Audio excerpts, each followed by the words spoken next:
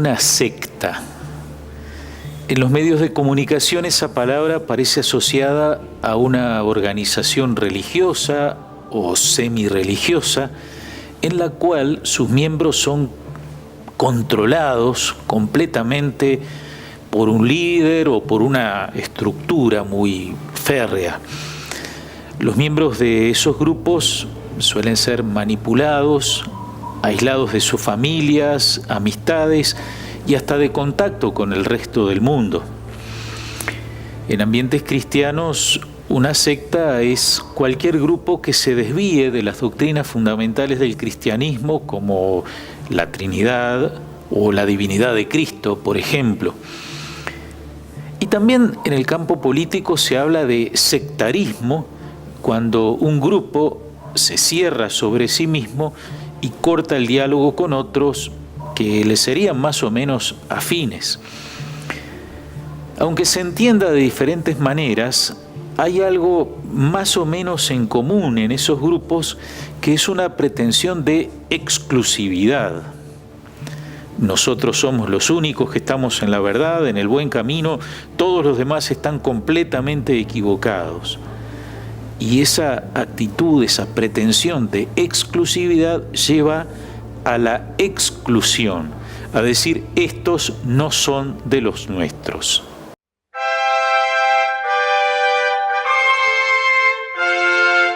En el Evangelio de este domingo, escuchamos a los discípulos de Jesús utilizar esa expresión, no es de los nuestros. ¿Qué significa eso realmente? ¿Cómo reaccionó Jesús ante esa expresión de sus discípulos que podríamos llamar sectaria? Escuchemos lo que cuenta San Marcos. Juan dijo a Jesús: Maestro, hemos visto a uno que expulsaba demonios en tu nombre y tratamos de impedírselo porque no es de los nuestros. Pero Jesús les dijo: No se lo impidan, porque nadie puede hacer un milagro en mi nombre y luego hablar mal de mí. Y el que no está contra nosotros, está con nosotros. Les aseguro que no quedará sin recompensa el que les dé de beber un vaso de agua por el hecho de que ustedes pertenecen a Cristo. Juan habla en nombre de todos. Es una experiencia que ha vivido el grupo de los 12. Hemos visto, tratamos de impedírselo. No es de los nuestros, se podría traducir mejor como no nos sigue a nosotros.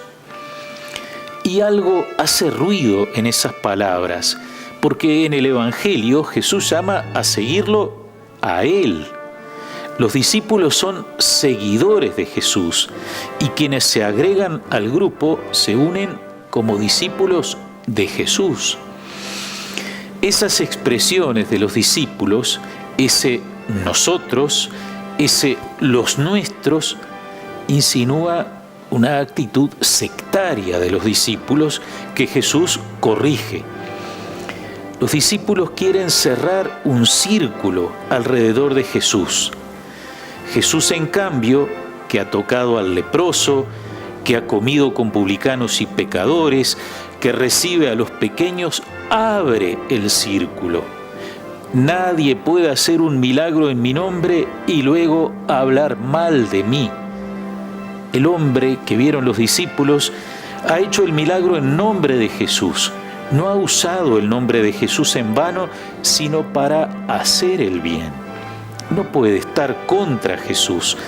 De alguna forma lo sigue, está cerca de Jesús, cree en Él. El Concilio Vaticano II nos enseña que por su encarnación, el Hijo de Dios se ha unido en cierta forma a todo hombre, a toda persona humana. Jesús ha venido para todos. Al mismo tiempo, creando su grupo de discípulos, Jesús ha puesto los cimientos de la Iglesia con Pedro como roca.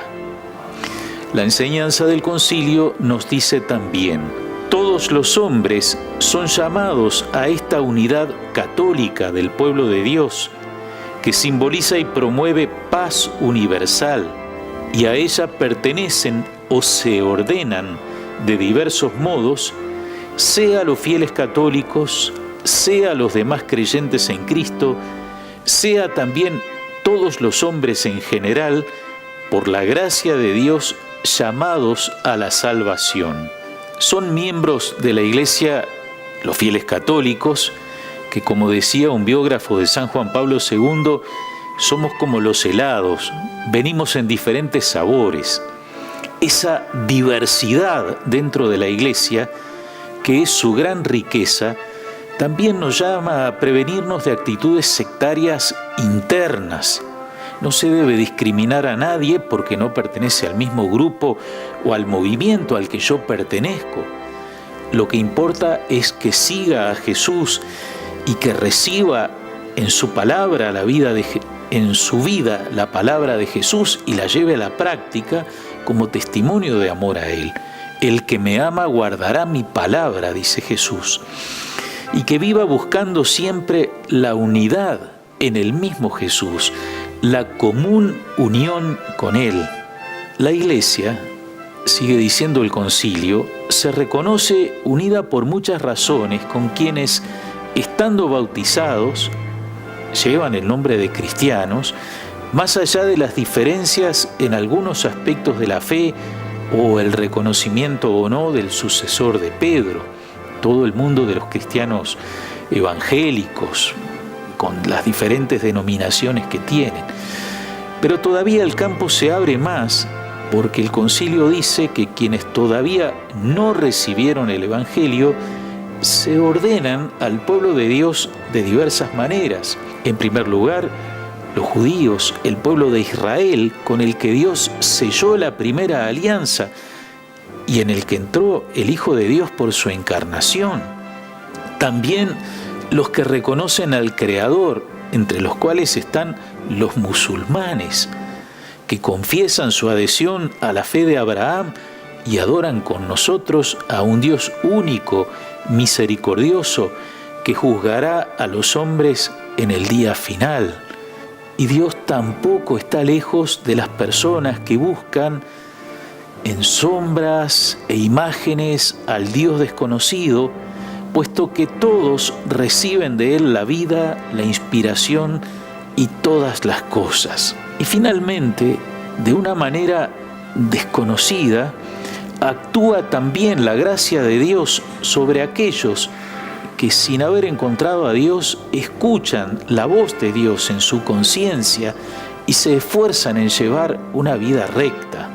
Tal como escribe San Pablo a Timoteo, es voluntad de Dios que todos los hombres se salven. Por eso Dios no cierra al hombre ningún camino. Como decía el poeta León Felipe, para cada hombre guarda un rayo nuevo de luz el sol y un camino virgen Dios. Sin embargo, aunque en todo lo bueno que encontramos en el mundo reconozcamos las semillas del Verbo, es decir, una presencia de Jesús de alguna forma, los cristianos tenemos la alegría de haberlo encontrado a Él, a Jesús, camino, verdad y vida. Y por eso esta enseñanza del concilio concluye diciendo: la Iglesia, acordándose del mandato del Señor que dijo, prediquen el Evangelio a toda criatura, procura con gran atención fomentar las misiones para promover la gloria de Dios y la salvación de todos. Dios no hace acepción de personas, dice el apóstol Santiago. Nadie está excluido de su llamado, del llamado de su amor, y está en cada uno responder o no a su invitación.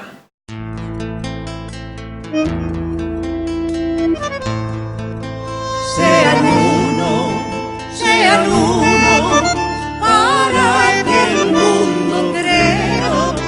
Sean uno,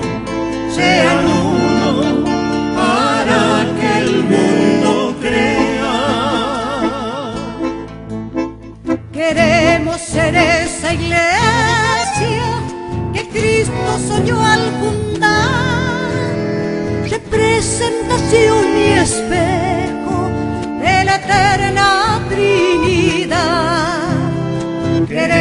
Queremos ser, por lo tanto, una iglesia comunión, como Jesús nos pedía la noche de su pasión. Sean uno,